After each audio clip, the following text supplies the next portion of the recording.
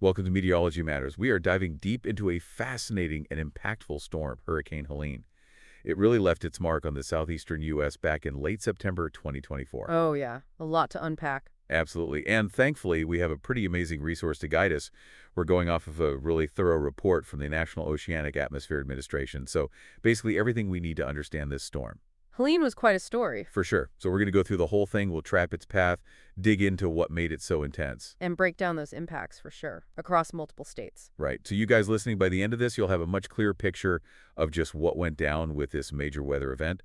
And you can also follow meteorologist Rob Jones on Instagram, meteorologist on TikTok, TV meteorologist, and on YouTube, follow Rob Jones Hurricane, where you can find the Meteorology Matters podcast playlist.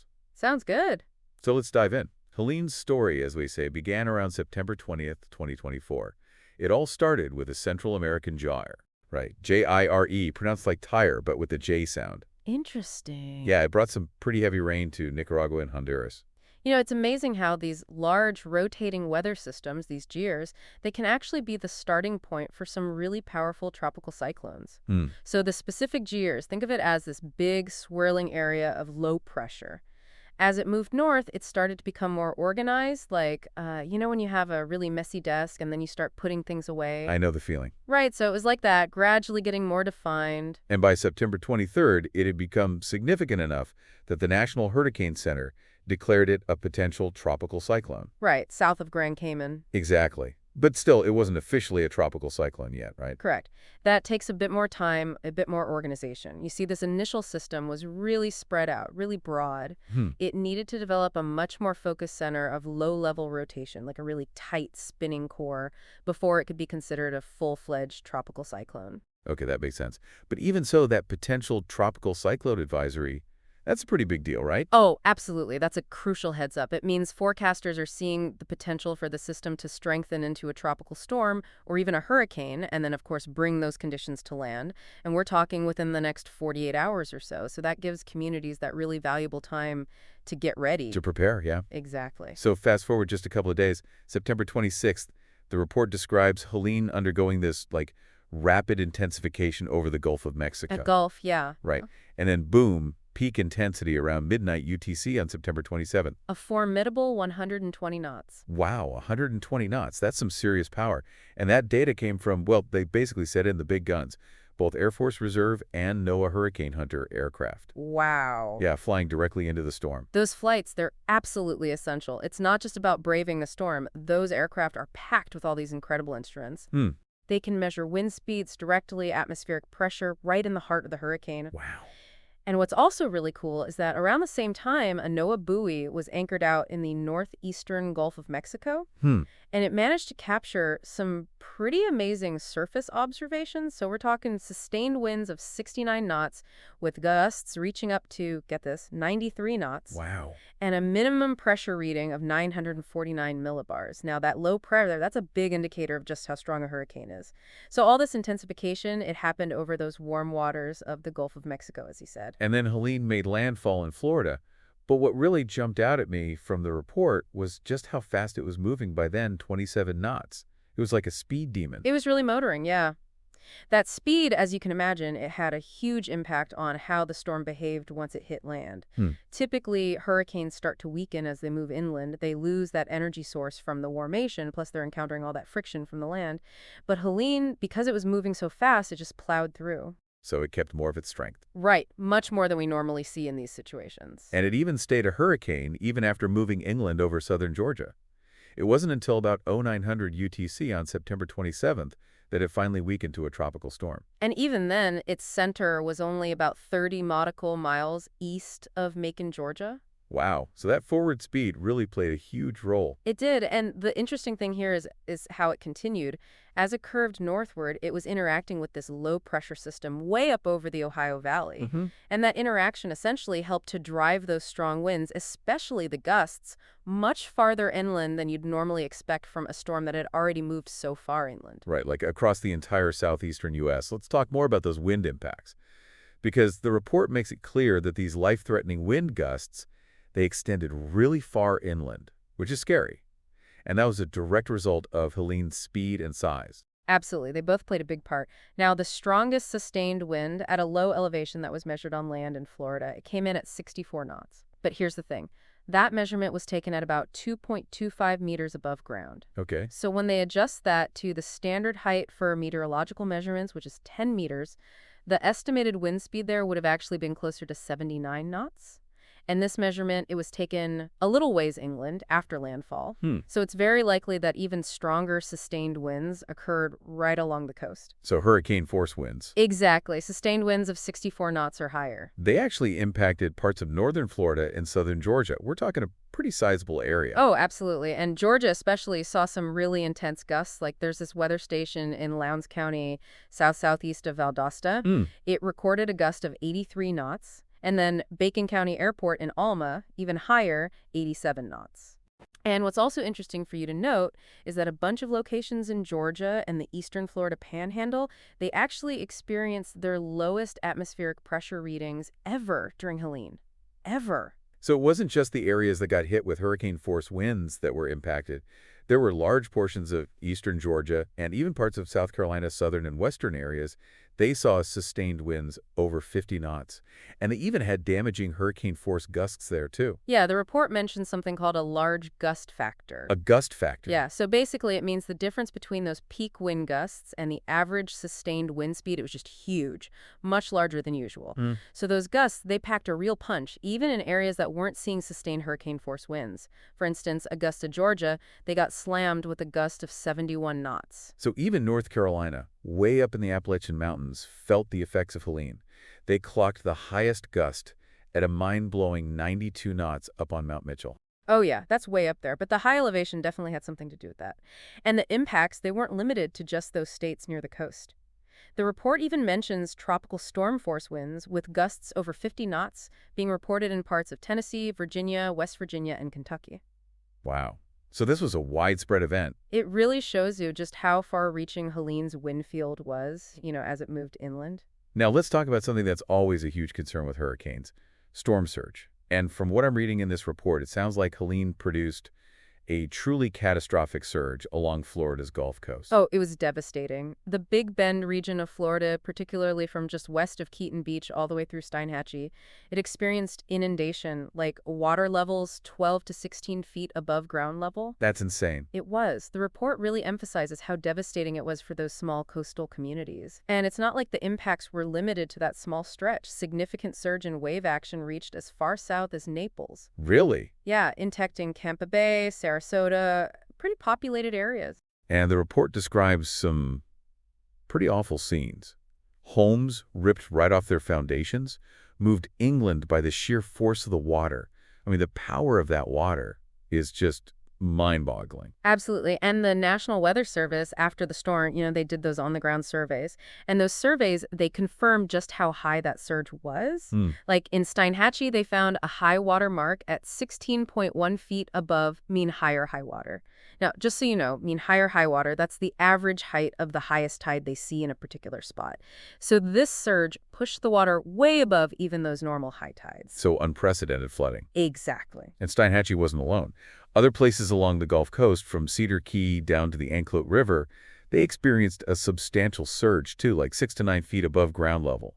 And even farther south, Englewood down to Bonita Beach, even the Florida Keys, saw elevated water levels. It's amazing how far-reaching these impacts can be. And, Helene's surge, it didn't just affect the Florida Gulf Coast. The report also mentions minor elevated water levels along the U.S. East Coast, places like Georgia and South Carolina, and even down in Mexico's Yucatan Peninsula. Wow, all the way down there. Yeah, it just shows how a major hurricane can impact ocean levels across a huge area. Now let's shift gears a bit and talk about the rainfall from Helene. It sounds like Helene dumped an unbelievable amount of rain, and not just near the coast. The report mentions that Helene interacted with something called a baroclinic cutoff low. Yeah. And that led to this really prolonged, heavy rainfall stretching all the way from Florida up into the southern Appalachians. That interaction, that was key. A baroclinic cutoff low, think of it like this bubble of cold air detached high up in the atmosphere. And when a tropical system like Helene moves into one of these things, it's like it gets a boost. You get a lot more lift in the atmosphere, which means heavier rain, more prolonged rainfall than you'd get from the hurricane alone. And what's important to understand here is that a lot of these inland areas, they'd already had a significant amount of rain just before Helene arrived. So the ground was totally saturated, making flooding that much more likely. And some of the rainfall totals were just off the charts, especially in western North Carolina. 20 to 30 inches of rain. 20 to 30 inches. The highest they mentioned was a mind-blowing 30.78 inches in Busick. That's over 2.5 feet of rain. Just an incredible amount of rain in such a short time. There was also a lot of significant rainfall, like 10 to 15 inches in southwestern Virginia, northwestern South Carolina, Georgia, and Florida. Even the Atlanta metro area got 12 to 13 inches, and the Florida Panhandle up to 14.39 inches. All this widespread heavy rain just added to the overall disaster. Right. So all that rain, you can imagine what it did. Major freshwater flooding. It was bad. The report even mentions record river crests in several counties in western North Carolina. With some of those records, they weren't just broken, they were shattered. Yeah, like the South Toe River near Silo. Right. It broke its old record by almost 9 feet, 8.7 feet. You can only imagine the scale of the flood in there. And, of course, the flooding led to a lot of rescues. A lot of them. A lot of people had to be pulled from dangerous floodwaters, especially in western North Carolina, and, also on the west coast of Florida because of the storm surge. It really highlights the different kinds of threats that can come from just one storm. It's almost too much. And on top of everything else, Helene spawned tornadoes.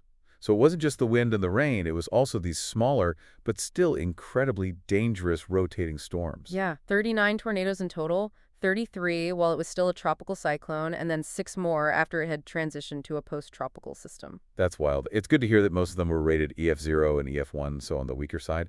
But there was that one EF3 tornado in South Carolina and one EF2 in North Carolina. Even those weaker tornadoes can do a lot of damage, and to have 39 in total, that's a lot for one storm. It just goes to show you how complex and unpredictable these systems can be. You've got all these different hazards coming at you, even far away from the center of the storm. And now for the hardest part of the report, I think, the casualty and damage statistic. The human cost, yeah. It's a stark reminder. So according to the report, Helene directly caused at least 175 deaths, and that's across several states. And sadly, the highest number of those deaths, 85, occurred in North Carolina, and the main culprit, freshwater flooding. Flooding inland. It's just so dangerous. On top of those direct fatalities, there were also 70 deaths indirectly linked to Helene. Things like heart attacks during evacuations, traffic accidents in the storm, or even incidents that happened during the cleanup. Right, so in total, 248 deaths related to Helene in the U.S. It's just heartbreaking. It is. And at least 117 injuries were reported. And there were also about 2,700 people who had to be rescued from high water. It's important to remember that about half of those rescues, they were due to that storm surge on Florida's west coast, and over 1,000 were from that really bad freshwater flooding in western North Carolina. And then there's the financial cost, which is just staggering. $78.7 billion. $78.7 billion in damages. That's the estimated total, which puts Helene among the costliest hurricanes to hit the U.S. 7th when you adjust for inflation to 2024 values.